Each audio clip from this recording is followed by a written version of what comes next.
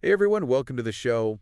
Ever feel like you're the only one who gets it, like totally alone? Oh, yeah. That's kind of the vibe of the book we're diving into today, that feeling of being the absolute last of your kind. Mm, It's a science fiction novel right. called The Last Human by Zack Jordan. Oh, If cool. you want to follow along, the Amazon link is down in the description. Awesome. Don't forget to hit like and subscribe to catch all of our future deep dives. Yeah, definitely. This book, it's a wild ride. It really But it is. also makes you think about, like, what even makes us human, you know? Absolutely. It uses that last human idea to ask some pretty deep questions about identity and belonging. Right. It's not just spaceships and lasers, though. There's definitely some of that. Oh, yeah, for sure. So the story follows Sarya, the last human alive. Right. She was raised on a space station called Watertower by these alien warriors. They're called the widows. Widows. Okay, cool. Yeah, but here's the thing. She's been hiding her true identity this whole time. Whoa. Posing as a low-tier Spaal. So she's not just the last human. No, She's like a secret last human. Exactly.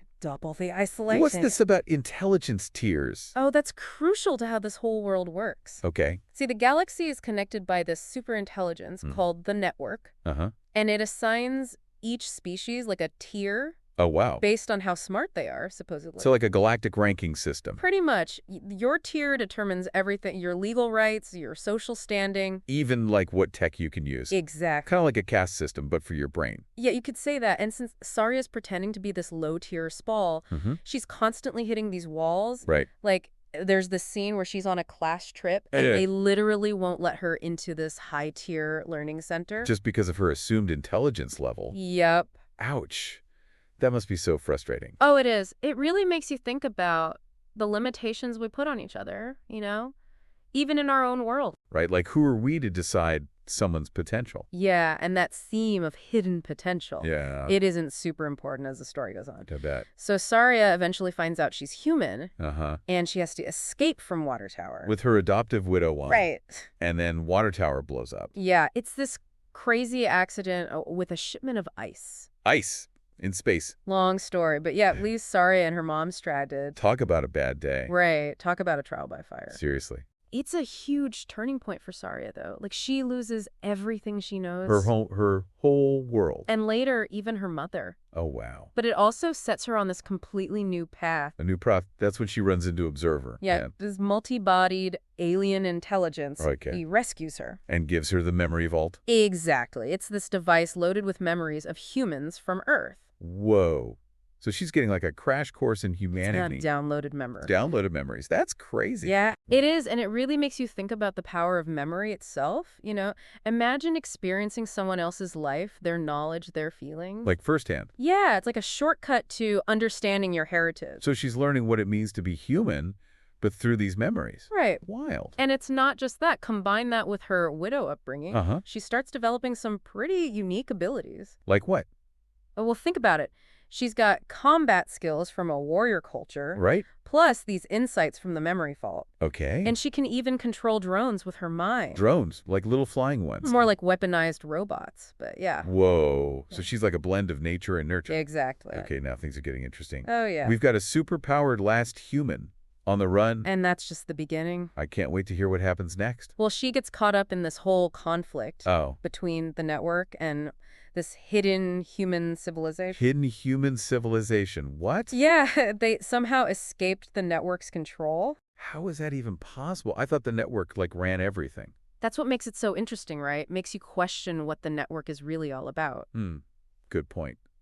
So it's not just about Sarya finding her place. Nope. She's got this whole hidden human civilization to think about. Exactly. And it raises all these questions like, Yeah. what's the network's true goal? Right. Is it really about harmony or is it more about control? And if some humans escaped, Yeah. what does that say about freedom in this galaxy? Heavy stuff, right? Yeah, and I bet Sarya, with her abilities, Uh-huh. gets right in the middle of it all. Oh, absolutely. She's got a unique perspective. Right. And don't forget about Observer. The one who rescued her. Yeah. He's got his own agenda, too. Oh, no, really? Remember, he's a multi-bodied alien intelligence. Yeah. And he's super connected to humanity, but But his who- motives are kind of shady. Shady. So who can Sarya even trust? That's the question, isn't it? So we've got Sarya, the last human with a secret, Right. caught between this powerful network and a group of escaped humans we know nothing about. Plus, Observer, who might be friend or foe. Sounds intense. Oh, it is. There's definitely tension. And action, I bet. Tons of action. Jordan does this amazing thing, though. What's that? He weaves these deep philosophical questions into a really thrilling space adventure. So it's not just like mindless action. No way. It's all connected to the story. Cool. Like, there's this one scene where Sarya uses her drone controlling skills. Hold on, drones. Like the little flying ones. Haha, no more like weaponized robots. The tech in this book is insane. Okay, weaponized robots. Got it. But yeah, she uses them to fight off a bounty hunter Whoa. who's trying to capture her. So she's not just surviving, she's fighting back. Exactly, and it shows how resourceful she is, how she adapts to these crazy situations. She's got to be tough. She is tough and quick-thinking and sometimes pretty ruthless. I could imagine. And all this is happening in this vast galactic society. Yeah. What's that like? What are the other aliens like? Jordan's world building is incredible. Oh, I bet. Each species has its own culture, its own biology, Wow. even ways of communicating. It's truly alien. Not just humans with different colored skin. Exactly. Sarya has to learn how to read widows' mandibles. Mandibles. Like their mouth parts. Okay. To understand their emotions. That's wild. Right. It's all about the details. Yeah. The little things that make the world feel real. Exactly. And it all ties back to this big question. The question of what it means to be human. Right. In a galaxy where humanity is basically a myth. It's like the book is asking if you can even be human if you've never met another human. Yeah. If your only connection to your species is through downloaded memories. Mind-blowing. It is. And it gets even more complex as she learns about the network and those escaped humans. Right. Because there's got to be more to the story. There is. And it's messy, good intentions gone wrong, power struggles, hidden agendas. So who are the good guys? That's what's so cool. You're constantly reevaluating. Like what you think you know. Exactly. Like, take the network, for example. Uh-huh. It's not pure evil. It has its reasons, its own logic, even if its actions are messed up. And what about the escaped humans? Well, Are they automatically the good guys just because they're human, like Sarya? that's where it gets really interesting. Okay. Turns out even humanity has its problems. Oh, no. Different ideologies, choices that led to some dark stuff. So nothing is black and white. Nope, it's all shades of gray. So Sarya's not just trying to survive. Uh-huh. She's figuring out what she believes in. And where she belongs. And what future she wants to fight for. Exactly, and the stakes get higher and higher. Oh, no. Don't tell me Observer goes bad. Well, let's just say he's not a guardian angel. What? He's got his own history, his own secrets. Secrets, okay. And that tied to the fate of the escaped humans. So he's connected to them, too. Yeah, and that puts him on a collision course with Sarya. I knew it. This is bad. It is. Imagine as Sarya discovers the truth about Observer's past. Uh-huh.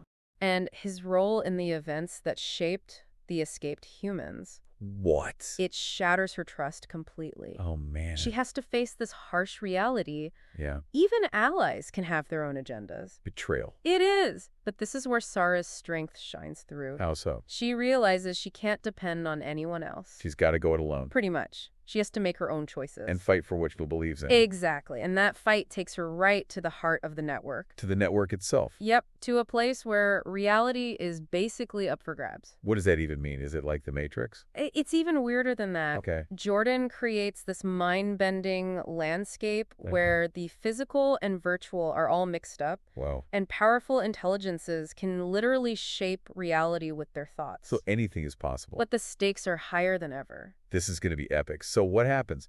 Does she take down the network? I don't want to spoil the ending, Okay, fair enough. but I will say this. Yeah. Her final confrontation with the network. Uh-huh. It's a battle for the soul of the galaxy. Wow. It's about individual choice versus order and control, Hmm. and the strength of humanity, even against impossible odds. Man, you've got me hooked. I got to read this book. You won't regret it. It's a story that sticks with you. That's what makes a good book, right? One that makes you think even after you're done reading. Absolutely.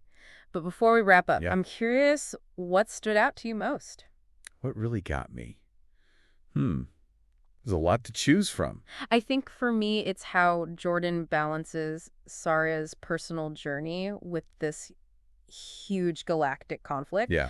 Like, her struggle to understand being human Uh-huh. reflects this bigger fight against control, you know? You're so right. It's like those intelligence tiers aren't just sci-fi. Right. They make you think about how we label each other in real life. Totally. Like, what boxes we put people in based on how smart we think they are. Exactly. Or their background or whatever. Yeah. And the book makes us question all that. Mhm. Like, what if real intelligence isn't just about solving problems? Yeah. What if it's about empathy, compassion, things that connect us as humans? That's deep. And it's not just Sarya, right? There's her widow mother, Shenya. Oh, yeah. Talk about an unconventional And family. seriously, But their relationship is so powerful. it really is. It shows that love can exist across any difference. A human raised by an alien warrior. And they have this unbreakable bond. It's like a total rejection of the network's whole philosophy. Right. The network wants everyone to be the same. To fit in. But Sarya and Shenya prove that real unity comes from embracing those differences. I love that. And it makes the network's actions even more tragic. Totally. Like they're trying to create this perfect galaxy,